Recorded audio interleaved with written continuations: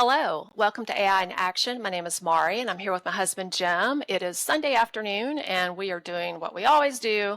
We're sitting down and we're talking about artificial intelligence. Now, yes, we do talk about it a lot during the week, but this is the time that I'm like, okay, Jim, you got 30 minutes. Let's do a core dump. Tell me all the new things that you learned this week, and I'll tell you all the new things that I did this week. And we're just going to catch up and we're going to keep our audience kind of in the loop as to what's going on. So today we're actually going to hit some news headlines, but then we're going to go a bit deeper into a topic that we talk about a lot, which is basically with artificial intelligence and everything out there, how are we going to keep the human in the loop? What does it mean to be a human in the world that's filled with artificial intelligence? So, Jim, let's talk just a little bit about the headlines because there are some kind of, interesting things that have been going on out there. Of course, the big thing for me is that as soon as Google does something, the next day, OpenAI has to one up Google. And either the day before or the day after. But it's like they always know that Google's going to do something, so they have to one up them. They have a little reserve of like unreleased stuff that they keep, just so they can throw one out there every time Google does. Well, they got to be in the headlines. I mean, they have to be like the top dog in the headlines. And I mean, I'm on LinkedIn, and let's face it, right now LinkedIn is all about those images. I mean, it's that's everywhere. The first headline. The first headline is about OpenAI's new image generation capability. They've had image generation for a long time. When they released DALL-E back in December of 2022, I think, was when Jared and I first started playing with DALL-E, and it was kind of lame, but it was cool. But the one they just released it went crazy. As a matter of fact, Sam Altman said, would people please stop using the AI generation so much? People would like to go to sleep, and they're catching our GPUs on fire, basically, figuratively speaking. It was really slow. I mean, there was, I was trying to get some stuff done, and that was not image generation, and it was a little slow to be on OpenAI. Luckily, they seem to give priority to premium, like pro users, and I'm still temporarily a pro user, so mine didn't really slow down much, but they made it available for pro, which is the $200 a month people. And they made it available for a premium, which is $20. They were going to make it available in limited amounts to the free version, but they basically said, we don't have the capacity. Yeah. So, sorry, the free people don't get access right now. I think it was also in the United States only, too. I don't think you can do it overseas. The U.S. grid would collapse if they released it to everybody. Yeah, probably.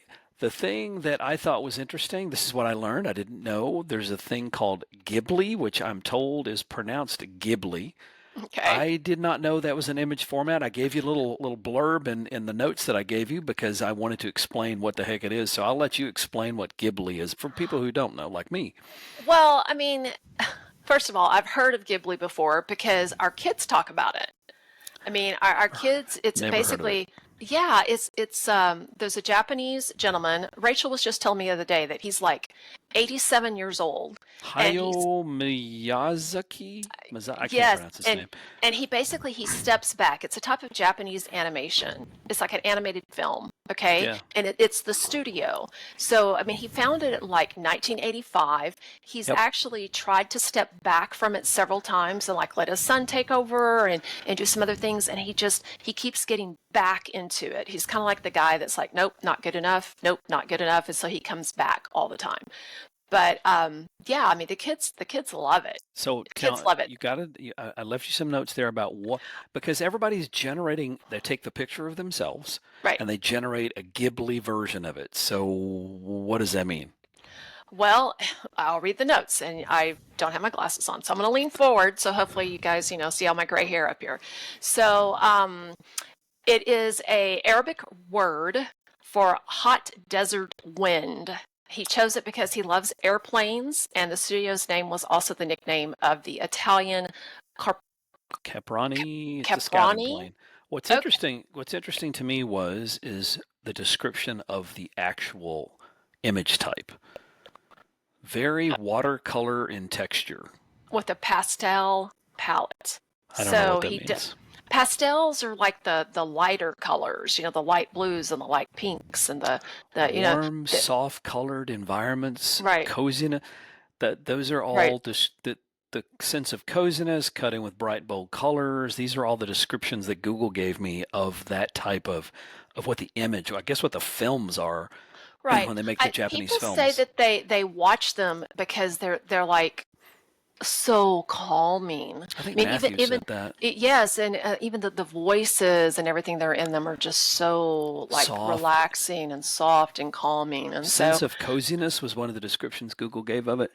yeah, yeah. So, So now we have images that are soft pastels, watercolor, flooding the internet. well, and I have seen not just these images. I've seen the Minecraft ones Those are and the fun. anime Those I ones get. and the Bart Simpson style. Yeah, so I mean they're everywhere. They're out there and they're They're on everywhere. LinkedIn, they're on Instagram, Hopefully, they're on. hopefully people will get a little bit tired of it after a little while. I'm And already tired of it. now I have seen some other really cool stuff. I've seen somebody came out with like posters for classrooms is a big one where they're doing like educational posters. Um, they're still not perfect, but they're there. I've also Text seen is some better. people, yeah, text is a lot better. I mean, Yes. the wording that is on there is a lot better. So to me, that's huge because I do a lot of PowerPoint presentations or, Canva presentations. And if I Hmm. could come up with an image and actually put the headline on the image instead of having to drop it in and then edit the image, that's going to be huge for me. So yeah, I mean, it's a great thing. Let's go on to Okay. the next one. Yeah, that The one other is. big news, Yeah, that one's kind of. well, this is a shell game. It's like a billionaire shell game or a corporate. It's a corporate shell game too. Sell one company to the other, kind of like what Right. Alphabet did when Google became Alphabet, Facebook became Meta. Now, Yeah, Elon Musk, he has sold X to his XAI, which is his AI it's company. got a thing about X's. That's a I, weird yeah. obsession. So, he bought X For with stock, like borrowing against his stock that he had yeah, in Tesla. that's what we heard. Okay. That's what I heard too. And now, Elon and I haven't gotten together recently, so I'm not sure that's what he did, but that's what I not heard. 100% sure, but that's what the news said he did. And Hmm. now with the stock prices of Tesla just like in the toilet, Well, they're um, down. They're still there, but I mean, he's still got money in they're a it. But lot less than what they were. true, and maybe people are, and there's a lot of things going on with Tesla right now that probably make the people that loan the money to him against Tesla stock go, maybe we need to start getting some money back from that. So the Hmm. safest thing for him to do, because he really doesn't want to lose X, is to move it over to his other company, which is what he Right. did. What interests me about this is the information. The Okay. information. The Oh, the fact that, information. well, X because X is Twitter, is Twitter, and and he's there's already using his lots. XAI. Right. So the information that he basically just took the XAI and the X and he puts them together, and then it's like, okay, now that I own it, I own all the information. So it's like Well, almost like a legality to where he's like now has access to all of Well, it. he had access to it anyway, but it probably makes the paperwork easier because there's probably something in there. Legality. There's probably something in their terms and conditions that says they won't share your information with other companies. Well, now Right. they're not. Now it's the same company. So you're probably Right. right about that. It probably had some. I didn't even think about that. It probably had something to do with that too. So anyway, so last on the list of headlines that I thought was interesting is that um, the Google model itself, I mean, it got pushed aside by the image generation pretty badly, but it's got a million token context window. I think Google's talked about that before, but I don't know if they ever actually had it. For those who don't know, that's about 750,000 words. And for it to, if it can legitimately take in that many and not lose context and use that, that is large, large, large numbers. And when you start talking Hmm. about writing code, that means you can take an entire code base and put it in there. You can take entire novels and put it in there and use it as context. So it's a big deal. The other big deal about it was that it was fast. It Yeah. is fast. The problem I had with it, I was using it. I've always I always give Google a shot, and I tried it, and it seemed okay for a minute. Even did some decent image generation because they did some updates on that, but it got hung. I mean, it just stuck, and I don't know what Is it happened. because everyone was using it? I don't know. I mean, Google's got so many servers, I would think it would matter. I mean, Google's the biggest server farms on the planet. My thing I about like Google is I that like your premise. I like your premise. We were talking about this, hmm, yes, because we do talk about AI other than just Sundays. We were hmm, talking about this, what, yesterday, day before, hmm. where I was like, Google is going to own it eventually. But They I have all think the data, they have all the data, and I think that except they're what getting a Elon bought little, from the government. we're not going to talk politics. Oh, Um, they have all the data, and I think eventually they're going to say, you know what? I, we're just going to give it away. that's what they did. That's how they own the education It, space. we're tired of OpenAI always just jump. It's almost like they have, I don't know, some insiders or something to where like Of course the they do. OpenAI is ready. The day after Google does something big, OpenAI is like, Or I've the got day something before. bigger. That's the big Or thing. let's put something shiny out there real quick so that people will get distracted. Yeah. And so I think eventually Google's going to say, you know what? We're just going to give everything away for free for a certain period of time, especially in like certain sectors, and then Like everyone's going to education. get like an education, and then everyone's going to start using it because it's free. It's not $20 a month. It's not $200 a month, and they're going to get hooked on it. They're going to have everything wrapped up in it, If I and was Google, then they'll start charging. as it gets cheaper for them to run the AIs, which is what they're working on, because it takes GPUs no matter what. As they get, they make their own GPUs that they use. They've used it for a long time. They're called, I think they use TPUs, tensor processing units. But Mm-hmm. anyway, Google it was great for Google when they started giving away stuff to education because the Yeah. entire education is always underfunded. The entire education space switched almost, it felt like overnight. I mean, I remember when I was piloting their stuff not 8, 9 years ago when we were looking at Chromebooks, Google had a very small percentage. We didn't have hardly any Chromebooks. As a matter of fact, we Yeah. had none because I was piloting them. Now we have more Chromebooks by a factor of 2 or 3 to 1 over everything else. We've almost gotten rid of everything Windows. Well, And the that's other because thing, it's so much. The Chromebooks are cheap. The hardware is cheap. They gave us free access to their admin consoles and all that, and their email and and they gave us huge amounts of storage and do okay, the same thing. so I'm going to say that that's also really great marketing on their part because, first of all, it's benevolent and they can like advertise the heck out of that. And second of all, we are educating the future. And so when people get out of K-12 education and go into the real world, they're going to be Google.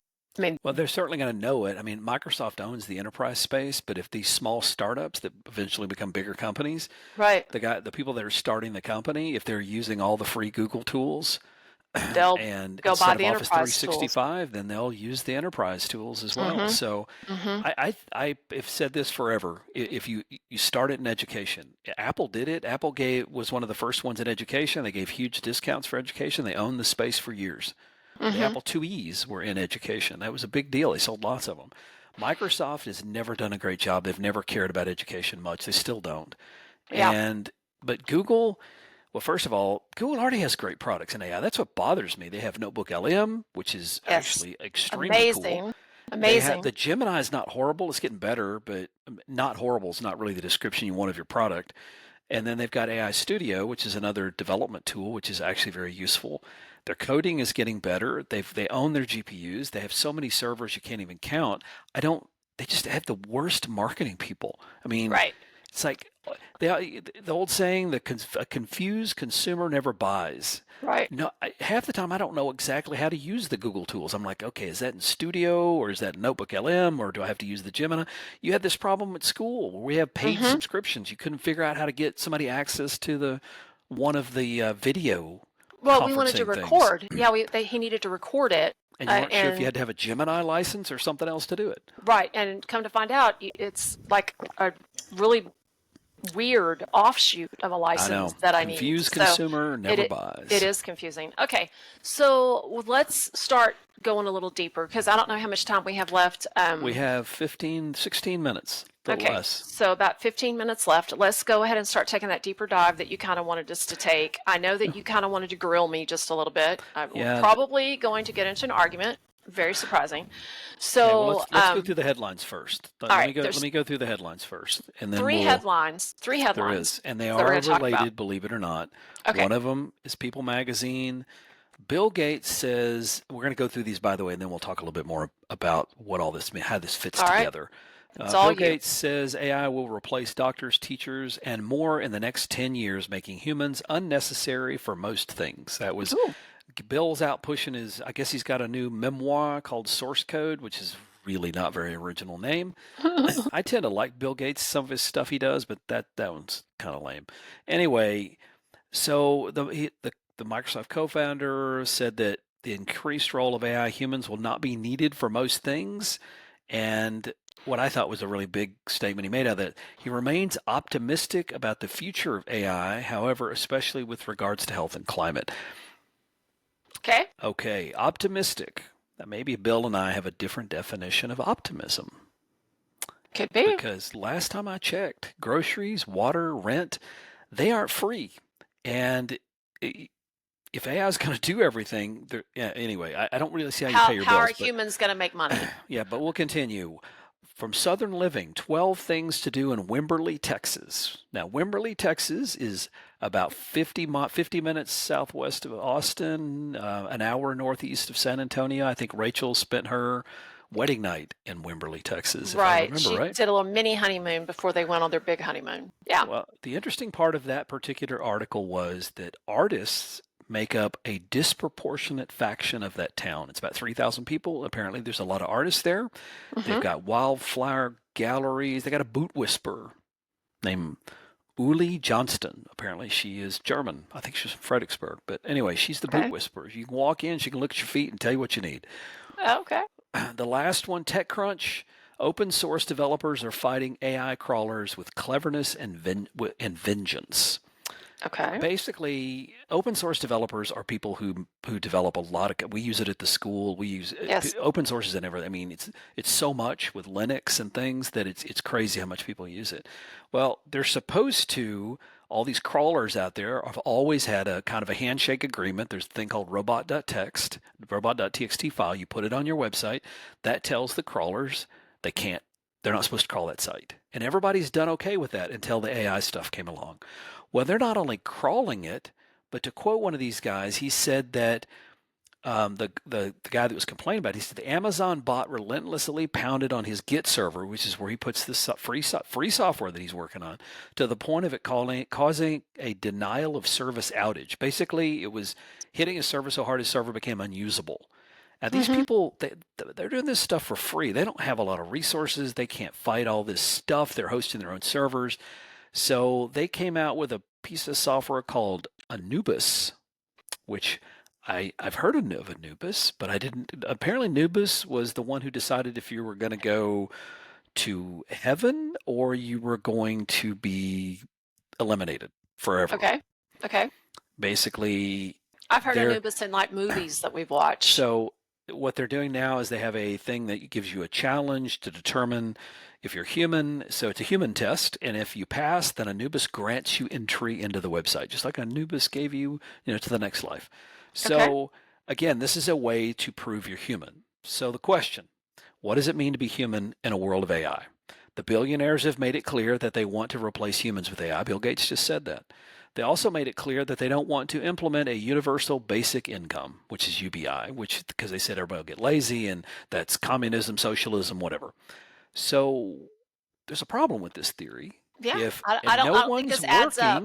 If no one's working, first of all, where these billionaires got to sell their products and services and stuff that's making all this money for them, they got to sell it to somebody.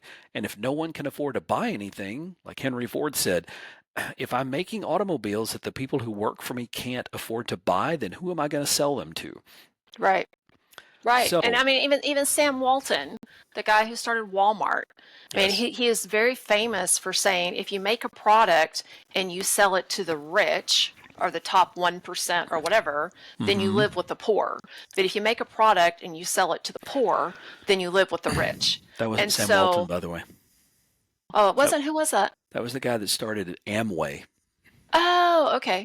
I don't remember his name, though. I but don't either. Sell to the rich, live with the masses. Sell to the But masses, live with the rich. but isn't that kind of what Sam Walton decided with Absolutely. Walmart? That's what he I did with remember him Walmart. saying that, so He I have probably heard him repeated it. say that before.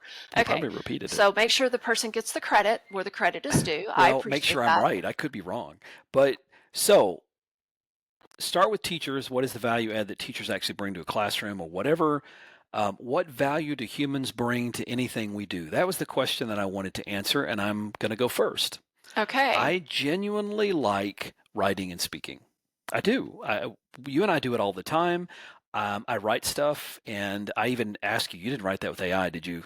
And because you and I write most of our, we don't, I mean, you can tell by our podcast, we don't use AI to script anything, but when we do, I like doing it. And therefore I use AI to help me clean it up because I had a teacher who told me in middle school when I was in UIL Ready writing, she said, your thoughts just flow. They're wonderful, but you don't use any grammar rules. So you get diarrhea of the pen is what she told me, which you're not allowed to say that anymore, apparently. But I wasn't very good at grammar rules. No, you're still not. You're still and not. so AI helps with the grammar, but I still enjoy the flow, the writing, and all that other stuff. So if I could make a living writing and speaking and to people, then I would be very happy with that. Mhm. So to me, because I'm adding the human value to it, excluding grammar rules, and if I could get somebody to sponsor our podcasts or buy more of our professional development, I'd be able to retire from the school, and that's all I would do, and I would enjoy it. Okay. So your turn. You've worked as a teacher and you've worked in a medical office. So we're going to start with a teacher. Oh, I've done both. You have? Yeah, So I have. I've done both. what does it mean to be a teacher and not a guide or a certified teacher? What is the value add going to be in your mind in the world of AI? Okay. So teachers are trained typically in a subject material. Okay. Like for instance, the AI, and you and I were just talking about this, the AI generated a poster of the water cycle. And someone posted it on LinkedIn, and it was a really great poster. And then very quickly, we realized that precipitation and evaporation were flipped. So precipitation was below evaporation instead of precipitation being in the cloud. It made an error. And so teachers are going to have to continually check to make sure that the AI is giving the correct information because it does give errors. Can I add something to that? Mm-hmm. So basically you're saying that teachers, part of what they're doing is teaching digital literacy and critical thinking about what they're getting from the AI. Because the AI, if it's just an error, the AI can correct it eventually. I mean, what do you tell me all the time? Today's AI is the worst AI you'll ever use. Ethan Mollick. It's getting better all the time. The image generation stuff is getting less and less errors in the text, so it's getting better. So if your argument is that they're an error, a fact checker, well, fact checkers, I don't need a teacher for that forever. Well, one of the things that they quickly started pointing out about that poster is leave it wrong. Leave the poster wrong and then challenge the students to find the errors. Find the errors. Critical thinking. Critical thinking, figure it out. Vet your sources, make sure it's right. Okay. But then I'm going to go ahead and get onto my training. When teachers go through training, yes, I have a master's in counseling, but teachers also have to have trainings on how to handle that social emotional learning part of a student. They have to, and guides don't have that. Guides don't go through hours and hours and hours of training for like 20 hours for gifted and talented, 6 additional hours of continuing education every single year for gifted and talented. You have to go through like CPS training. You have to go through, there's all of this stuff that you have to go through. No. I want to interrupt you for 1 second. I want to interrupt you for 1 second. Guides, for those who don't know what that means, we're actually poking a little bit of fun at this school in Austin. It's an all AI school. They have 2 hours a day. They work with the AI, the kids do. They were bragging about their test scores or something the other day, but they don't call their teachers. They call them guides, which annoys me. So, and they don't have to be certified if you call them guides. So continue. Right. So on my high horse, a human, a teacher knows when their student walks in the classroom, first of all, who the student is, what the student's family life is like. What they can read immediately. Is this kid going to be in a good mood? Is this kid going to be in a bad mood? Is it today the day that I need to introduce something new to this student? Is today, and so do I need to differentiate? Is the kid a little hyper today? Is the kid not on their meds today? Do I, they understand the human that makes up the student. And I don't think that an AI is anytime soon going to be able to read that level of what the human in the student is. You know why I think you're right? Why? One of the reasons I think you're right, for a couple of reasons actually. But I think people forget the fundamentals of what to say what does it mean to be human means you're literally saying that you as a teacher are adapting to the changing definition of being human. Immediately. AI can absorb human written text, it can watch videos, it can do all kinds of stuff. But who decides whether or not a video is good or bad? Who decides what the latest art? Remember we mentioned art a little bit earlier, the humans doing art like in Wimberley, Texas. Mm-hmm. Even what makes art beautiful or not, that the human decides the definition of beauty. If we start letting AI decide what beauty is, then we have lost what it is to be human. So I agree with you. I think the teachers bring all of that. Now, we're going to run out of time, so I want to skip to the doctor's office. But hold on, hang on, real quick. I just want you to say one more time, I agree with you. I agree with you. Thank you. It happens. All right, so quickly, because there's a little conclusion that I kind of wanted to draw this to, but doctors' offices. Doctors have, in some ways, doctors could use some help in the doctor's offices. But in your experience, what give me 2 points that doctors bring really quick. Bedside manner.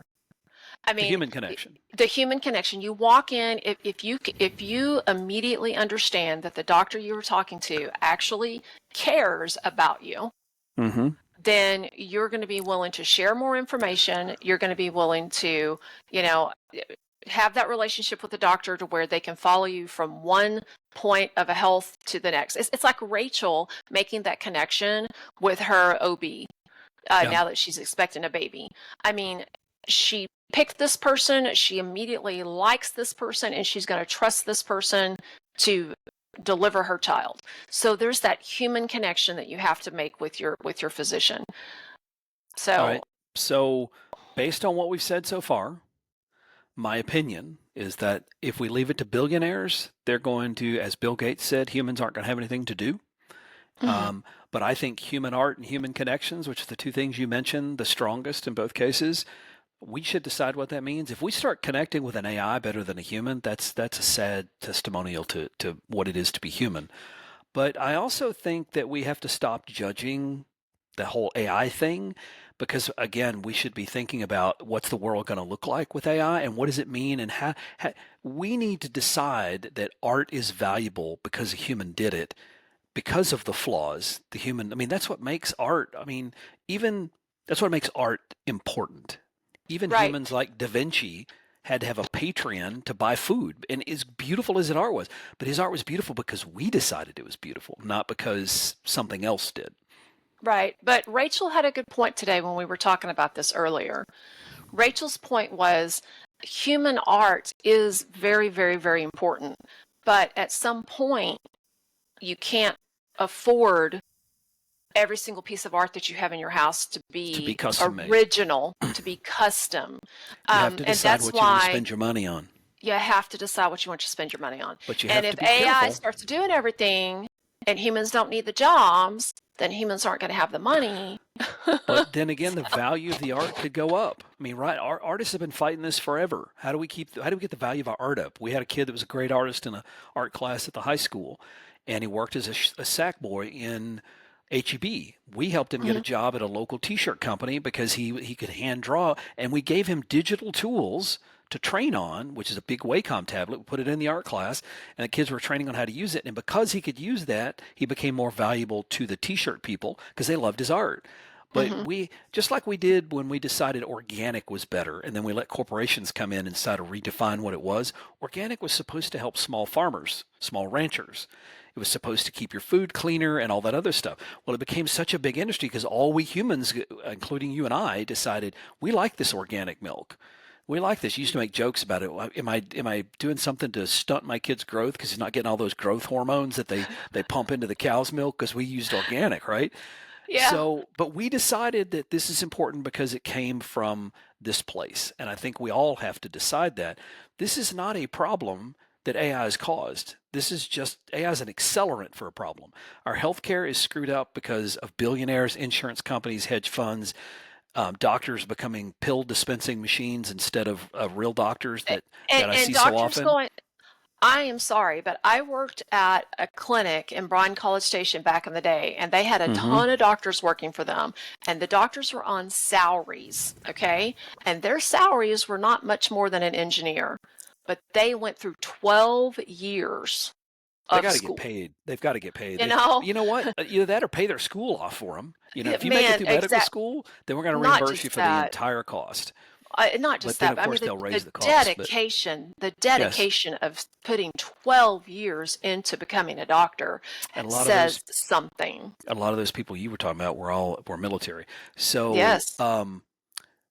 again, one of the things I like about our doctor, and you mentioned earlier, we started Hmm. going to, Jack Franklin, Hill Country, Jack and Cody, and all the people down there. We started going there because we were tired of the local, clinics. Scott and White owns all the stuff around here.